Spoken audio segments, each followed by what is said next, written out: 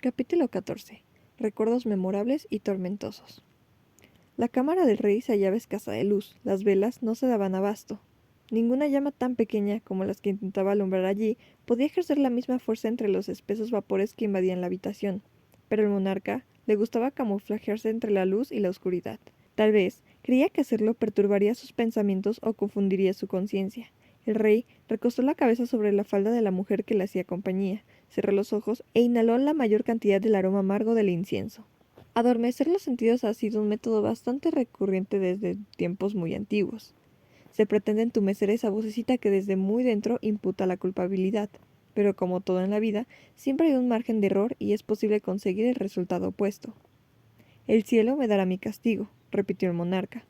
Es el cielo quien lo ha puesto aquí, Majestad, dijo la mujer, una de sus concubinas más jóvenes, acariciándole la cabeza. El rey se echó a reír y deslizó uno de sus brazos hacia abajo para que sus dedos rozaran el suelo. Larga vida el príncipe heredero. El príncipe heredero debe subir al trono. Lo alabaron hasta la muerte y la gente los apoyó. Es cierta emoción momentánea, Majestad. ¿Creen que será diferente? Mi sangre corre por sus venas. Me veo a mí mismo en sus ojos. El hombre se golpeó el pecho con cierta desgana. Pero es usted el que se ha ganado este trono, dijo ella, tocándole en la mejilla. Sí, soy yo. Estas manos. El rey alzó las manos para poder verlas y las sacudió frente a su cara. Con estas manos empuñé la espada en nombre de mi padre y lo apoyé hasta que cumplió su sueño. Dijo que me amaba, que valoraba todo lo que había hecho. De todos sus hijos fui yo el que nunca soltó su mano. Me envió a proteger a su concubina y a los hijos de ésta. Yo obedecí y los mantuve a salvo. Cargué a Bang Beom sobre mi espalda. Pero entonces, cuando llegó el momento de escoger a su sucesor, ¿qué hizo? Escogió a Bang Beom, el más joven, al hijo de esa mujerzuela. Hizo que ese niño se burlara de la persona que le salvó la vida.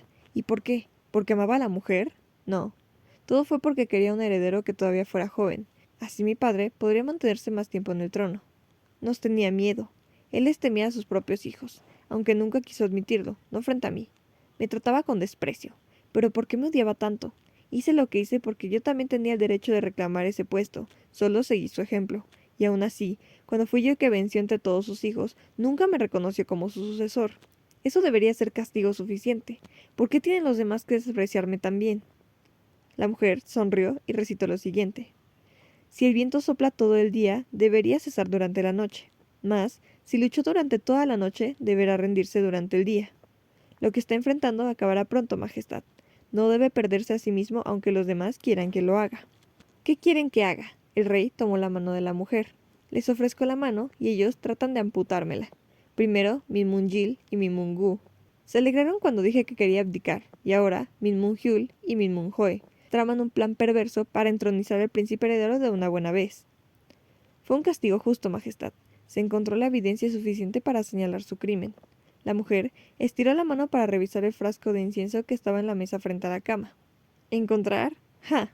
El rey volvió a reír con sarcasmo. Ni siquiera se molestaron en ocultarlo. Sus palabras y acciones públicas los dejaban en evidencia. Solo tuve que llevar a unos cuantos soldados a sus casas y así de fácil se encontró la carta que el mismo Minmun-jo escribió, la lista de nombres implicados y... El rey señaló en dirección a uno de los dos cajones que tenía la mesita. La mujer comprendió la señal y abrió el cajón. El rey le indicó que le pasara una hoja medio rasgada que estaba ahí dentro. Pero lo peor es que mi propio hijo no se molesta en ocultar lo que piensa sobre mí. Lo que piensa de mí y cómo me juzga es mucho peor. Incluso el historiador se deleitó en las palabras del príncipe heredero. Y las anotó al pie de la letra. Tuve que arrancar esa página de su diario de registro antes de que se marchara.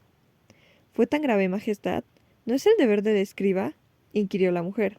El rey gruñó y puso la hoja de papel frente a su cara para darle lectura a lo que estaba escrito en ella. La falta de confianza en seres ajenos es motivo de muchas desgracias, mas la escasez de seguridad mutua desemboca en tragedias, en actos impíos. La insuficiencia de la autoestima es tan peligrosa como el exceso de ésta. Se pierde la paz interior y la del mundo que gira en torno al ser. Se pierden amigos y se atraen enemigos. Se llega a olvidar el límite que divide la justicia de la ilicitud. Y aunque se cauteriza la conciencia, algo en el interior del malhechor siempre se encargará de recriminarle tan viles acciones. ¿No lo sabe usted bien, padre real? Este hijo suyo le suplica que no vuelva a cometer el mismo error. Usted no puede, no debe. La sangre no puede volver a correr a causa de su orden. Por favor, retire su mando. A fin de evitar otra lluvia sangrienta, le suplicó que reconsidere su decisión. Eso fue lo que el príncipe heredero voceró el segundo día de su huelga, dijo el rey después de leerlo en voz alta. ¿Venía a suplicar piedad o a insultarme y tacharme de pecador? ¿Cómo podría dejar que semejante calumnia fuera registrada en las crónicas de esta nación? Esta sierva suya no sabe qué decir, Majestad. La dama bajó la mirada. El rey soltó aire como si hubiera acabado con un arduo trabajo. Majestad, llamó la voz de Tacdong desde la habitación contigua. Dime, respondió el rey, arrastrando la palabra. Los soldados han sido retirados de la residencia de la reina y su liberación le ha sido informada, Majestad, informó Tacdong. Está bien, puedes retirarte, dijo el rey con la misma desgana. Sí, Majestad. Veamos qué tal se comporta la reina ahora que sus hermanos no están más para apoyarla, murmuró el rey. ¿Qué hará ahora? ¿Qué hará el príncipe heredero? Le he quitado algo valioso, algo con lo que se distraía. Él no tolera estar desocupado. Me intriga saber qué hará para llenar ese hueco. La mujer volvió a rellenar el frasco metálico en donde se quemaba el incienso. Por lo visto, el rey iba a seguir así un poco más. Era irónico que el padre deseara conocer los pensamientos de su hijo, mientras que el hijo deseaba conocerlos de su padre. El príncipe heredero tenía curiosidad sobre la forma en la que el rey estaba soportando el dolor de haber hecho aquello.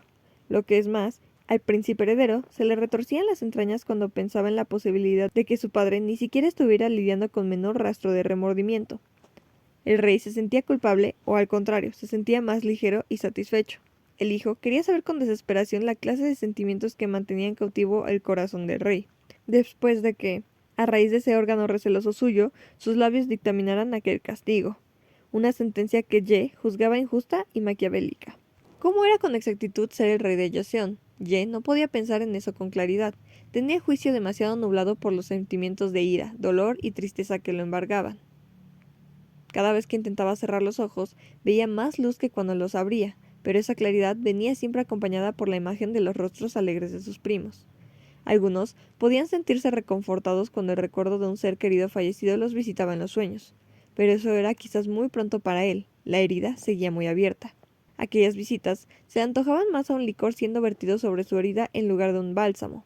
Era como si su subconsciente le suscitara que pudo haber dado más de sí para salvarlos, como si su conciencia le dijera que era culpable de sus muertes. Debido a eso, él volvía a despertarse, apesumbrado, antes de siquiera haber podido dormirse por completo. Por fin, después de varios intentos fallidos por conciliar el sueño, el príncipe heredero se levantó de la cama que aquella noche, de algún modo, había acabado compartiendo con Soja. A él le aliviaba tanto que Soja siguiera inconsciente. Así, dormido en una de las muchas habitaciones de la casa Kiseng, el muchacho no tenía que luchar con pensamientos tan pesados con esas luctuosas emociones. Era una lástima que él mismo no pudiese caer prisionero de un sueño profundo, como el de su joven amigo, y despertar hasta que la emoción que lo atormentaba se hubiese desvanecido. El príncipe heredero entornó los ojos, luchando contra las penumbras, para darse el lujo de escrutar el rostro del muchacho. Seguía dormido. Son Ye se había quejado en varias ocasiones de la felicidad con la que ese jovencito podía ser sacado de la somnolencia. Pero esa noche era diferente. El sueño parecía haber caído sobre él como un hechizo. Ye suspiró y antes de levantarse para salir de la habitación, se aseguró de cubrirlo bien con el edredón satinado. Ye abrió y cerró las puertas con lentitud para evitar hacer cualquier ruido innecesario. Mientras vagaba a lo largo de los pasillos, se encontró frente a frente con Ignam, a quien no tardó en encomendarle el cuidado del muchacho. Era muy posible que este guardia también estuviese guerreando con el insomnio. Eso explicaría por qué aceptó el cargo con tanta solemnidad. Dentro de esa misma casa, Ye visitó lugares muy específicos, cuartos en los que él y sus primos solían reunirse con recurrencia para sus dichosas celebraciones.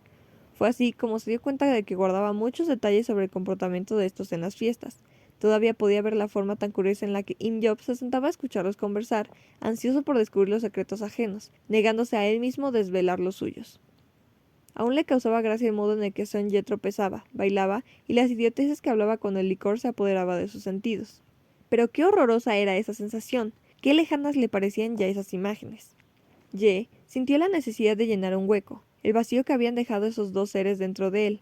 Se le ocurrió que la mejor forma de llenarlo era salir a recolectar más recuerdos, y de pronto sintió miedo de no encontrar los suficientes. Temió poder olvidarlos. Salió de la casa y se dirigió a toda prisa hacia la comandancia. Cuando llegó, se quedó paralizado bajo el umbral de la entrada. No había nadie que lo recibiera, al menos nadie de que él quisiera corresponderle el saludo. Quería que Son Ye estuviese allí dentro. Su anhelo se volvió tan fuerte que comenzó a visualizar cosas otra vez. Veía el fantasma de su primo discurriendo de arriba abajo, regañando a los soldados que se distraían, aunque luego él mismo se volvía perezoso y quisquilloso. Sonye solía quejarse del tiempo que le quedaba para holgazanear porque no tenía trabajos emocionantes que hacer. Yi se quedó allí hasta que no pudo verlo más, hasta que aquella ilusión se esfumó, y entonces se marchó de la comandancia, en busca de otro buen lugar. Antes era un buen lugar. La casa Min estaba rodeada por soldados, pero Ye no tuvo que burlar la seguridad ni hacer una escena para poder entrar. Los guardias de las puertas hicieron una reverencia en cuanto lo reconocieron y le dejaron el paso libre. El patio y las habitaciones estaban destrozadas, pero a los ojos de Ye la casa lucía tan arreglada como siempre. Todavía le parecía escuchar la risa de sus tíos revoloteando alrededor del pabellón. El perfume del té y vino de arroz seguía impregnado en el aire. Los recuerdos de cada uno de los banquetes que se habían celebrado allí seguían frescos en su memoria y para él se habían convertido en momentos mucho más preciados. Aquellos habían sido buenos tiempos y él apenas se había dado cuenta de eso. Hacia el amanecer, el príncipe heredero se encaminó hasta la librería que pertenecía a Im Job. El lugar era un desastre. Los libros estaban regados por todo el suelo y las mesas y las sillas estaban rotas. Es probable que los empleados se hubieran dado a la fuga antes de que los soldados los arrestaran. El pequeño estudio también se encontraba todo revuelto, y esto le hizo preguntarse si había ocurrido lo mismo con la sastrería subterránea. Ye creyó que entre tanto tumulto se merecía al menos una buena noticia, así que con el corazón hecho puño, retiró la piel de tigre y levantó la puerta. Cuando las suelas de sus botas se encontraron con los escalones, la madera crujió de una forma escalofriante. Él sonrió cuando se percató de que el sótano no había sido descubierto por la Guardia Real, pero su sonrisa se desvaneció casi de inmediato. Algo allí abajo se sentía diferente. Se respiraba una atmósfera aterradora, pero no quiso encender la vela porque la luz lo ayudaría a comprobar lo que él ya sabía. Era el único dentro de ese sótano. Era la primera vez que Ye penetraba en ese sitio solo. La primera vez que no encontraba a Im Job sentada en su mesa de patrones, admirando sus trabajos o acomodando los materiales de los cajones y estantes. Sin embargo, todo lo demás se veía como de costumbre. Los bocetos seguían intactos sobre la pared y la mesa que estaba frente a ella, como si estuviera esperando por su autor. Uno que ya jamás regresaría para volverlos realidad ni para seguir acumulándolos en secreto. Ye apartó la vista de ese indicio de sueños rotos e inconclusos. Se le desgarraba el corazón, alma por alma y sueño por sueño. Al menos podría averiguar con libertad lo que Im Job escondía detrás de aquella cortina. ¿Qué tipo de tesoro ocultaba el sastre? ¿Y por qué su vida iba a estar en peligro si alguien llegaba a descubrirlo? El riesgo del que hablaba Im Job ya no tenía sentido. Él ya estaba muerto. Ye alargó sus manos oscilantes hacia la cortina y la arrancó de los clavos que la mantenían en alto. La gruesa tela se desplomó en el suelo, alzando cientos de partículas de polvo que se quedaron bailando en el aire. De ese lado, las lámparas estaban encendidas. Los destellos de luz dorada contribuyeron a que el traje que había permanecido en el anonimato y tras la protección de la cortina todo este tiempo, se volviera el centro de atención. Ye se quedó paralizado con el corazón en la mano y con los ojos bien abiertos. No podía creer lo que estaba viendo. Hyung-nim balbuceó poco antes de caer de rodillas al suelo. Im Job hubiese sido ejecutado mucho antes si alguien malicioso hubiese entrado antes y retirado la cortina. Y no era para menos. Ese atuendo era tan precioso y tan valioso como para perder la vida. Un traje que, por culpa de sus características, solo podía ser portado por el rey. Ye no necesitaba averiguar quién iba a ser el dueño de ese traje. Lo sabía. El diseño gritaba su nombre. Era para él. Im Job lo estaba confeccionando para que lo usara en el futuro, para cuando él por fin se volviera el rey. Pusiste tu vida sobre la mesa desde un principio, Hyung-nim, murmuró enrollando las manos sobre sus muslos. Le estaban temblando los labios y tenía el rostro encendido como si estuviera a punto de romper a llorar, pero no lo hizo. Llorar ya no le parecía apropiado. La necesidad de exteriorizar su dolor por medio de las lágrimas se había desvanecido. El príncipe heredero se aventuró en cierto pensamiento, una voz interior que lo instó a obtener venganza. Se enfrascó tanto en esos sentimientos que no era consciente de lo que ocurría a su alrededor. No se dio cuenta de que alguien más acababa de entrar en aquel sótano, no hasta que la mano ajena se posó sobre su hombro. Alteza Real. La voz de una mujer sonó muy suave y muy cerca de los oídos del príncipe heredero, que seguía hincado de rodillas. ¿Me estuviste siguiendo, Hejina? Inquirió Ye, sin moverse. ¿Debí haberlo hecho? ¿Le hubiese gustado que hiciera eso, Alteza Real? Respondió ella. Había aprendido de Ye a responder a una pregunta con otra. ¿No me conoces lo suficiente para entender que me cuesta saber qué es lo que de verdad me gusta? Ye seguía hablándole como si ella fuera un personaje imaginario dentro de su cabeza. La sedosa tela de la falda de He-jin siseó mientras ella rodeaba al príncipe heredero para colocarse frente a él. Ella lo miró en paz por unos instantes antes de tomarlo de las manos y ayudarlo, más bien presionarlo, a incorporarse. He-jin consiguió hacer que el príncipe heredero se pusiera de pie, pero de igual manera no lo soltó de las manos. En su lugar, ella las guió hacia el pecho de él. ¿Le gusta sentir esa presión estrujando su corazón?, preguntó ella, guiando ambos pares de manos hacia el pecho del hombre. Un meneo lento vino de la cabeza del príncipe heredero. Ella puso más precisión para que él sintiera el corazón palpitando contra las palmas de sus manos. No, masculló él. Pero ¿cuándo les ha importado a los demás lo que es de mi gusto? He-jin apartó las manos de las de él y le acarició la mejilla. Complacer los gustos propios esperando que sean las acciones ajenas lo que nos satisfagan es una pérdida de tiempo. Yo lo sé bien, Alteza Real, aseguró ella tropezando con los ojos de Ye. Él bajó la mirada y extendió los brazos hacia enfrente para luego rodearle los hombros a He-jin. Ella sonrió y correspondió el gesto, pasándole las manos de arriba abajo por la espalda. Fue un abrazo reconfortante, cálido y tierno, pero solo eso había en aquel acto. La necesidad de consuelo, el anhelo del cariño. Ella lo sabía. No valía la pena crearse falsas ilusiones. Yi jamás le había abierto el corazón a ninguna mujer, o tal vez se lo había abierto a muchas, lo que al final recaía en el mismo resultado. La razón de esto era un secreto que ni siquiera él podía revelar con entera claridad. Transcurrieron unos minutos antes de que Ye pudiera recuperar dentro de lo que cabe la fortaleza de espíritu. Él se apartó de la dama con la misma suavidad con la que se le había acercado, y luego fue hacia la tela gris que seguía tendida en el suelo.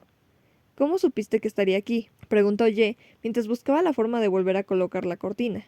La joven deslizó los dedos por la superficie de una mesa y, con una sonrisa, se recargó en uno de los bordes de esta.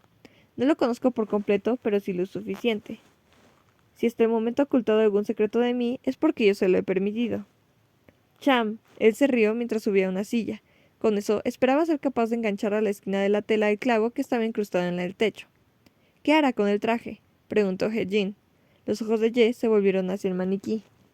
—Esperará por mí y mi ascenso —dijo después de enganchar la primera punta. Será este el atuendo que luzca cuando tome el poder, tal y como In-Job deseaba. Cambió la silla hacia el otro extremo. Aguardará aquí hasta que llegue el tiempo en el que el dragón deba extender sus alas. Los eventos más esperados tienden a parecer lejanos, dijo ella y suspiró. Solo lo suficiente para que los invitados no pierdan el entusiasmo, estableció él, y entonces bajó de la silla. Una vez más, la cortina cubrió esa parte del sótano y el majestuoso atuendo volvió a quedar oculto. —¿Cómo estás, Soja? La mujer se despegó de la mesa y apretó los labios. —No creo que mejor —dijo ella luego de pensarlo unos segundos. El príncipe heredero se dio la media vuelta para encararla. —¿Qué quieres decir, He-jin?